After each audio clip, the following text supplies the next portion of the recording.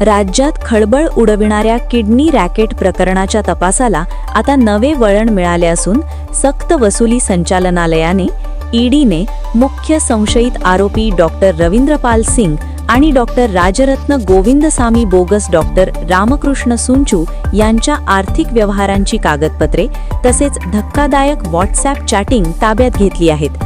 या पुराव्यांच्या आधारे दोन्ही डॉक्टरांवर मनी लॉन्ड्रिंगचा गुन्हा दाखल होण्याची शक्यता व्यक्त केली जात आहे। नागभीड येथील रोशन कुळे किडनी शस्त्रक्रिया प्रकरणाच्या तपासात त्रिची येथील स्टार किम्स हॉस्पिटलचे कनेक्शन समोर आले होते। तपासात डॉक्टर सिंग आणि डॉक्टर गोविंदसामी संगनमताने किडनी शस्त्रक्रिया करत असल्याचे स्पष्ट झाले असून एका शस्त्रक्रियेसाठी रुग्णांकडून लाखो रुपये घेतले जात असल्याची माहिती समोर आली आहे। स्थानिक गुन्हे शाखा आणि विशेष तपास पथकाने SITने जमा केलेले महत्त्वाचे पुरावे ईडीकडे सुपूर्द करण्यात आले आहेत।